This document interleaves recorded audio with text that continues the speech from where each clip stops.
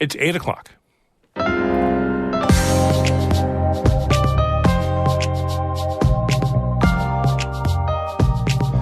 Good morning. This is Northern Light for Wednesday, September 13th. I'm Todd Moe. Monica is back next week. After a lengthy confirmation process, New York State has its first African-American top judge. Rowan Wilson was sworn in yesterday into his post as the chief judge on the New York Court of Appeals. You see it in the universal glee that's here today. People from all aspects of the court system and all branches of government are here to celebrate a historic chief judge. And I think Rowan Wilson's going to make us all proud. Vladimir Monk, a Holocaust survivor who lives in Plattsburgh, was honored yesterday for his efforts to educate others about the mass genocide that took place during World War II. We take a listen back to Monk's story from Czechoslovakia to Auschwitz to the North Country. You know, I came with my father and he was separated from me and went to the other side. What happened to him? Do you know? You see the smoke over there? He went up the chimney. So that was it. You never died in Auschwitz. You went up the chimney. Also, Chestertown artist Gail Danforth loves photography and loons, and we'll hear about her new exhibit of photos at the library in Chestertown coming up. Stay tuned for Northern Light. Broadcast of Northern Light here on North Country Public Radio is supported by Mountain Orthotic and Prosthetic Services, a full-service practice committed to providing care for patients of all ages with offices in Lake Placid, Plattsburgh, and Malone. Details and referrals at mountainonp.com. And Blue Seed Studios, Saranac Lake, promoting community involvement in the arts. On the web at bluseedstudios.org.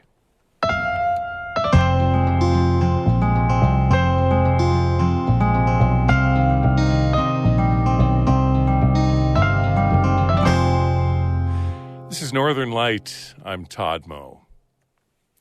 The North Country's two congressional representatives say they support House Speaker Kevin McCarthy's move to begin an impeachment inquiry into President Joe Biden.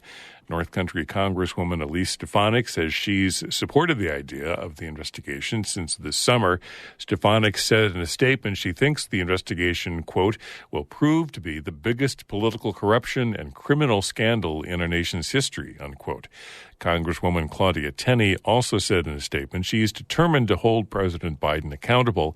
Tenney called the president's alleged actions, quote, unacceptable.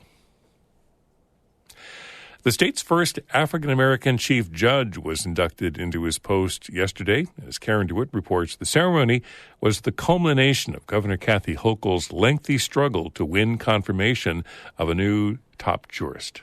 Karen DeWitt has more from Albany. I, Rowan D. Wilson, do solemnly swear. Do solemnly swear. Rowan Wilson took the oath of office as Governor Kathy Hochul, who nominated him to the post, stood by his side. Hochul says Wilson has a great track record as an associate judge on the court and will lend the high court new respect. She says that's important at a time when state courts are needed to counter a conservative U.S. Supreme Court. As the Supreme Court swerves down this path they're on, and God knows where it'll end up, taking away women's right to choose, taking away my ability as governor to protect people from concealed guns, you name it, they've been there. I needed someone that could be held in such high regard that when he spoke, rendered decisions, represented this court and representing the state, that he'd speak with authority and people would understand, no, this is New York. We do things differently here. Wilson says his goal is to oversee the best possible judicial system, and he pledged to have a collegial, not contentious relationship with others in state government. To Governor Hochul and the executive branch and to the members of our state legislature, I can assure you that checks and balances means independence, not adversariness. And my team and I look forward to working with you collaboratively to improve the lives of all New Yorkers. Wilson was not Hochul's first choice for chief judge. She initially chose Hector LaSalle, who would have been the state's first Latino chief judge. But several top Senate Democrats objected, saying his track record was not liberal enough. The governor did not back down from her choice, and after weeks of gridlock, the Senate voted to reject LaSalle. Senate Deputy Majority Leader Mike Gianaris, who was among those opposed to LaSalle, attended Wilson's induction ceremony. He says the earlier disagreement is now water under the bridge. You see it in the universal glee that's here today. People from all aspects of the court system and all branches of government are here to celebrate a historic Chief Judge. And I think Rowan Wilson's going to make us all proud. Albany Law School professor Vin Bonventre, an expert on the New York State Court of Appeals, agrees. He says he hopes Wilson changes the direction of the court, which has been criticized by some as being too conservative and hearing too few cases. Rowan Wilson is an absolutely marvelous pick. And, you know, I'm not the kind of guy that would say that about everybody. Yeah, I think he's extraordinary. I'm hoping that the kinds of decisions that were reflected in his opinions, dissenting opinions, now become majority. In addition to numerous other appeals, the Wilson Court will also be hearing a key case on redistricting. It could decide the fate of which party controls Congress after the 2024 elections. Wilson's predecessor, former Chief Judge Janet D. Fiore, who resigned in 2022, presided over a court that threw out the new congressional lines. They were drawn by Democrats in the legislature. That decision was a factor in the Republican Party flipping 4 seats in November of 2022. Senator Gianaris, who helped draw those district lines, won't predict what might happen in court this time around. I have no idea. That will be discovered later this year. The case will be heard in November. In Albany, I'm Karen DeWitt. The New York Power Authority unveiled a new high-speed electric vehicle charging station in Potsdam yesterday. It's the largest such site in the North Country. Catherine Wheeler was there. At the Stewart's Shops on Maple Street in Potsdam, the New York Power Authority installed 4 new fast chargers for electric vehicles. Combine those with the 4 Tesla chargers that were already at the gas station, the spot is now the biggest high-speed EV charging site in the North Country. The New York Power Authority's Chief Operating Officer, Joe Kessler, says the new infrastructure will help to bridge the charging gap EV drivers face between Watertown and Plattsburgh, along with those driving in the Adirondacks. This will bring convenience to local EV drivers, attract more travelers to tourists of the North Country, and encourage economic development for local businesses and communities. Assemblyman Scott Gray says he's talked to constituents who say they're hesitant to buy an EV because they don't know if there's enough charging stations to get them where they want to go. So we have to do a better job at communicating the availability of charging stations. We also have to do a better job at maintaining the electric vehicle charging stations as well. NYPA Senior Director John Markowitz says this is the first site where they've used a power sharing technology, meaning it can take as little as 15 to 20 minutes to fully charge a vehicle. He says they have a goal of building stations like this every 50 miles to make EVs a more dependable form of travel across New York. And to build them everywhere in the state, like not just along the thruway, but also in the areas where people come to visit the universities, to go for tourism and all that. So that's why we built out in the Adirondacks and the North Country and all that as well. He says NYPA is getting ready to build more chargers on the Northway in the Adirondacks to build up the infrastructure. Catherine Wheeler, North Country Public Radio in Potsdam.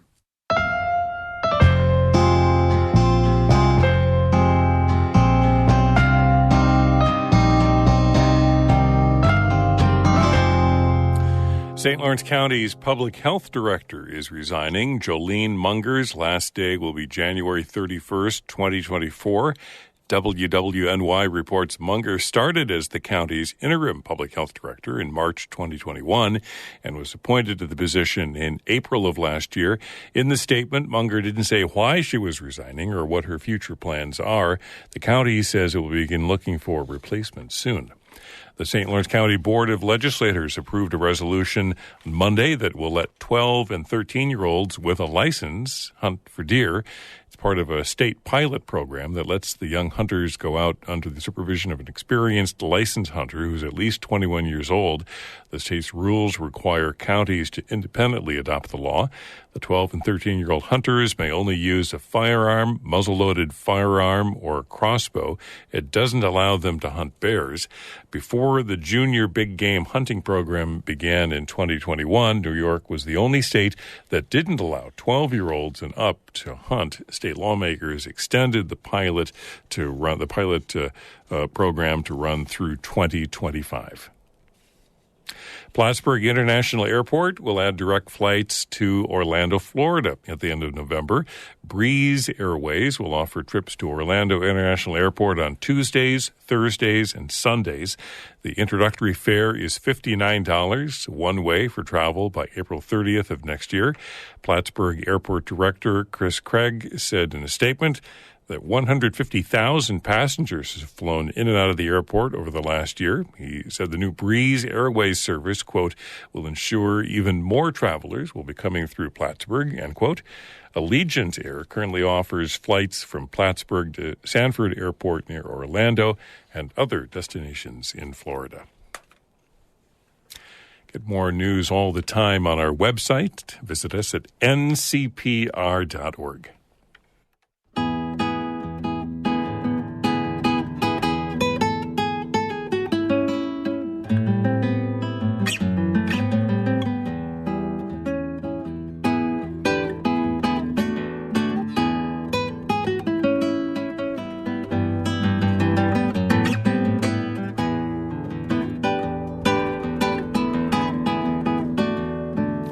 You're listening to Northern Light here on North Country Public Radio. Time now is 11 minutes past 8. Good morning. I'm Todd Moe. Monica will be back next week. Coming up in just a moment, Vladimir Monk, a Holocaust survivor who lives in Plattsburgh, was honored yesterday for his efforts to educate others about the mass genocide that took place during World War II. We'll listen back to a visit with Vladimir Monk coming up in just a few minutes. Northern Light is supported by Downtown Artist Cellar in Malone, presenting the Salmon River Valley Plein Air Festival, celebrating the Salmon River Valley's beauty, September 13th through the 16th. It starts today. Details at downtownartistcellar.com. And by Fort de la Presentation, helping to educate and recreate historical ventures of interest to the St. Lawrence region. Fort1749.org. Music by Potsdam guitarist Oscar Sarmiento.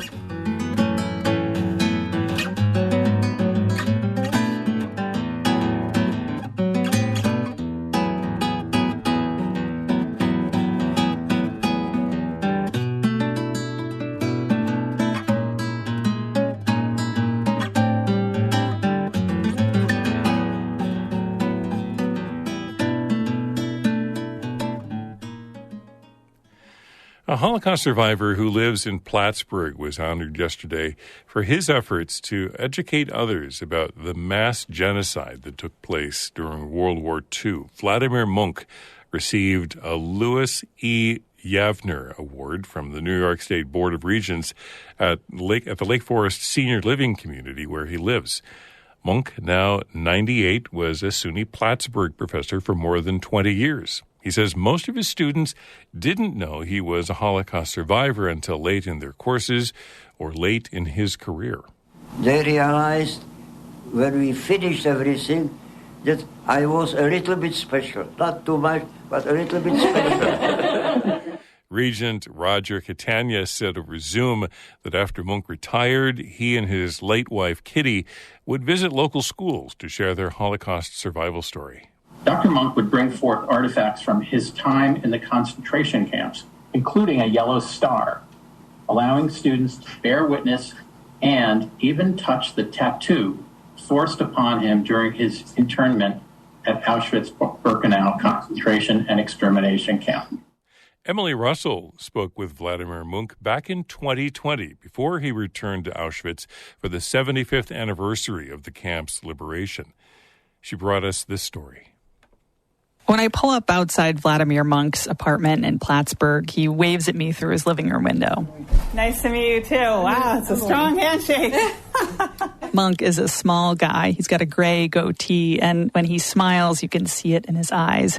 He moved here in the late 1960s, and he's lived a full life. He taught microbiology at SUNY Plattsburgh for more than 2 decades. He's retired now, which means he's got more time to think back, including to his time at Auschwitz and other concentration camps during the Holocaust. Even now, and it's 75 years, when I think too much about it, I'm getting not angry, but depressed a little bit. On this anniversary, though, Monk is traveling back to Auschwitz. It'll be his first time there since he was a prisoner. We take a seat at his kitchen table, and he starts his story from the very beginning. I was born in 1925, so I am now 94 years old. In 1 month, I'll be 95 years old. Monk grew up in Pardubice. It's a small city east of Prague. He was a teenager when the Nazis invaded Czechoslovakia. They closed down schools and put people to work, even the kids. I worked at the beginning, cleaning streets, cleaning military barracks. It was great. Great, Monk says, because it meant he didn't have to go back to school. But then his family got a notice. They were being shipped to a concentration camp called Terezin. Terezin was originally a military city, so it was just naturally closed. Once you are in, you couldn't get out. Yeah. When you went there, what did you think was happening? For me, it was an adventure.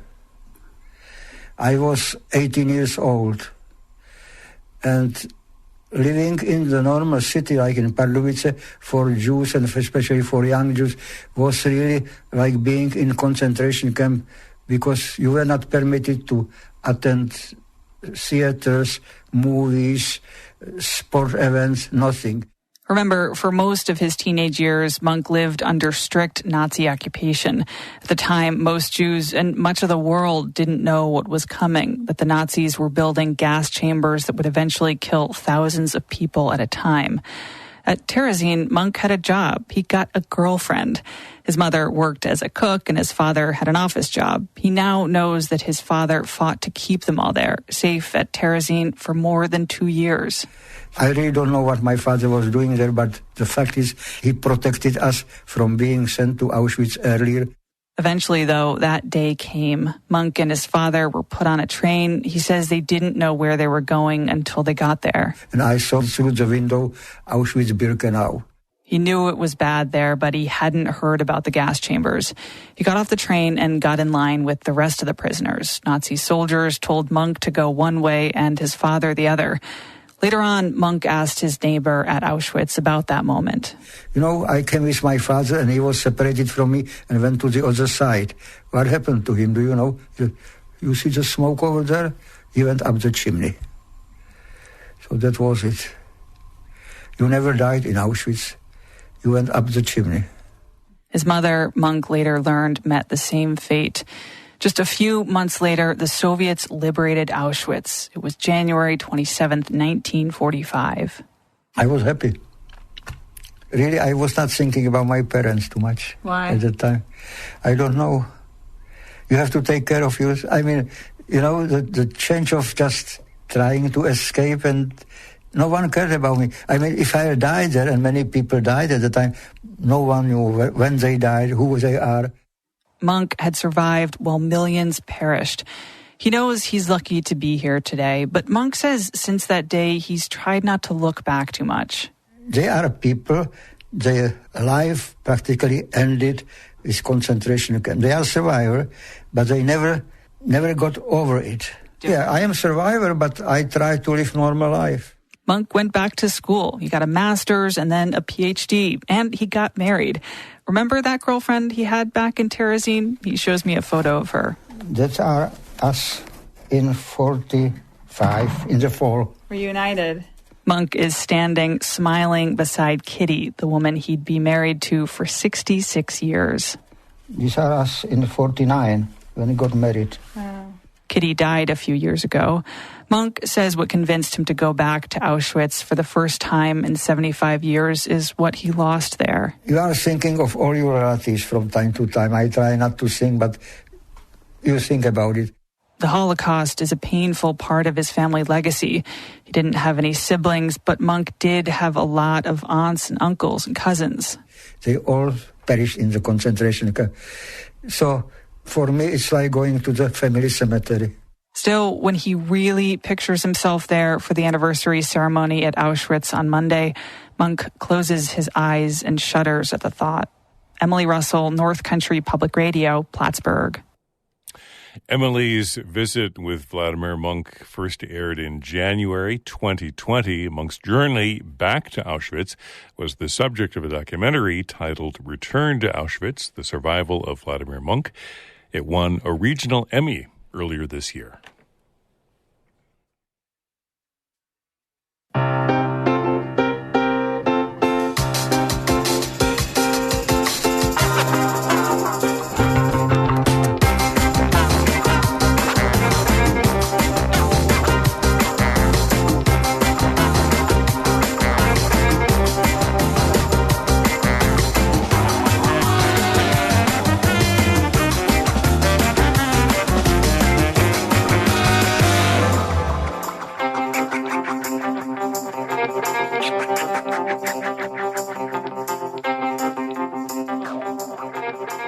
You're listening to Northern Light here on North Country Public Radio. I'm Todd Moe. Monica will be back on Monday.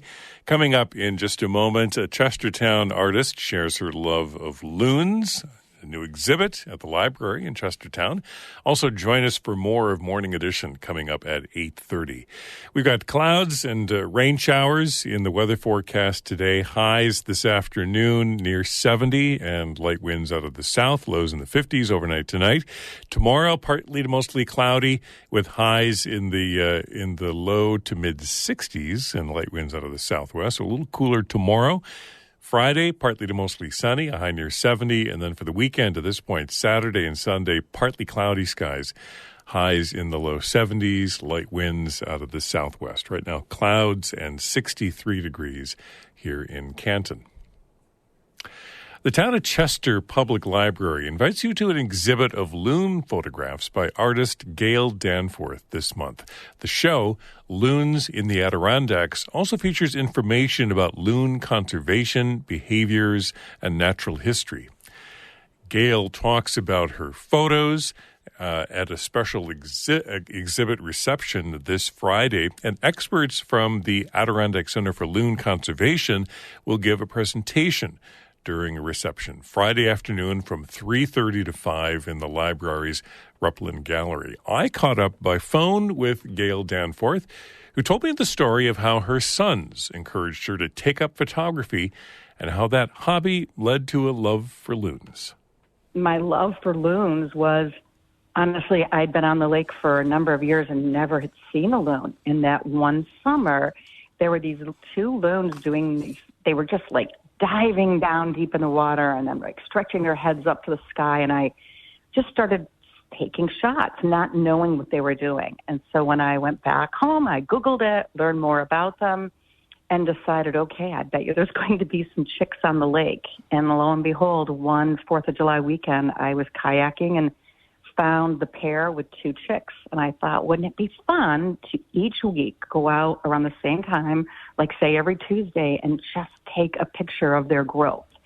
So I did that for the one entire summer. And then I've been photographing loons from then on. But I just think they're fascinating creatures. And because of a loon being caught in a fishing line that came up on my shore, and I took photographs of it and figured out who to call, then became a connection with the Adirondack Center for Loon Conservation up in Saranac Lake. And I'm the loon census taker for them, and I'm the chair of the loon-friendly lake program here on our lake. So we just kind of developed this little partnership.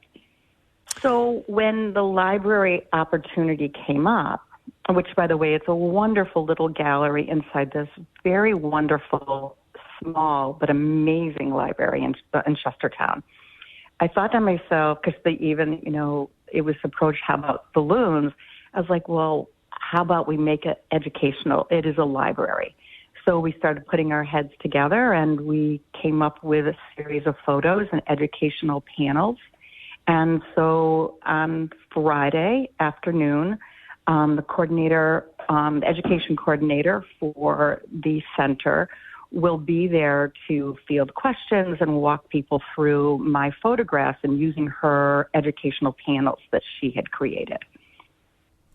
Sometimes people become interested in something, Gail, that maybe they didn't expect to. And this sounds like your experience with living in the Adirondacks and then knowing the lake, but learning even more about loons and wildlife and birds when you picked up a camera and started taking photographs. Yes, it was a very, as I kind of stated, it became like an educational photograph opportunity for me. It just kind of gave me this little mission, especially since I was retired, this little mission to go out and, track them and find them. Mm-hmm. And I'll have to say there's times I was in my kayak, times my husband would take me out on our boat, and I'm always very much far away. I have a telephoto lens. If you're out there and wanting to seek them and photograph them, you need to give them their space. You're also a jewelry artist, a jewelry designer. Does your love of loons and interest in birding and photography, did you say you're able to incorporate some of that photography or some of those images into your work?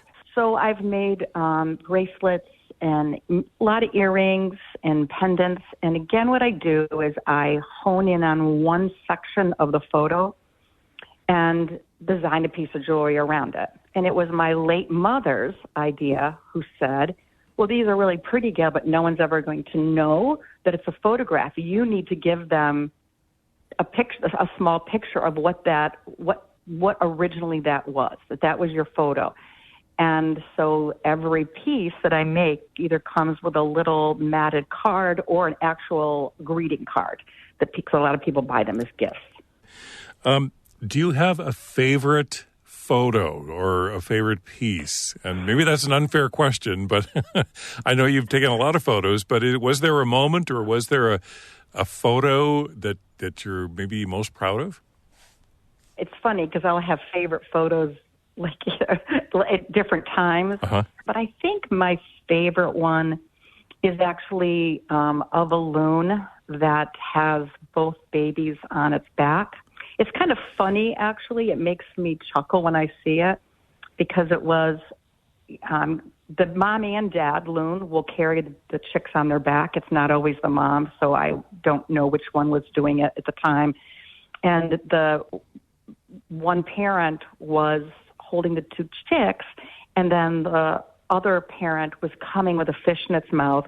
And honestly, the one chick had its mouth so wide open and its eyes so wide, and the other chick was behind it, and there was absolutely no way he was going to get any of that. It cracked me up when I actually uploaded it and saw exactly what I captured. I thought it was quite funny. I love it. Do you do other nature photography? Are you a birder? Has your interest in loons kind of expanded your love of nature?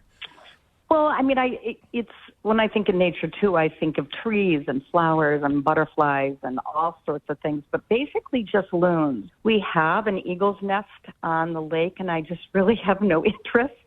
There's another amazing photographer on the lake, and he takes amazing pictures of the eagles. I've been down to the nest, and I've taken a few shots, but there's just something about the loons. I just thought it's just so peaceful to be out there, and it's so quiet. And just to watch them, survive and they're a species of interest in New York State. They're not considered threatened, but they have not come back as quickly as the eagles have. So there's a need to be a part of continuing to protect them so we can continue to enjoy them throughout the Adirondacks. Chestertown artist Gail Danforth will talk about her photos, and experts from the Adirondack Center for Loon Conservation will give a presentation during an exhibition reception at the Town of Chester Public Library this Friday afternoon from 3:30 to 5 in the library's Rupland Gallery. And you can check out Gail's exhibit, Loons in the Adirondacks, all this month at the Town of Chester Public Library. You'll find some photos by Gail, some of her favorites, on our website this morning at ncpr.org.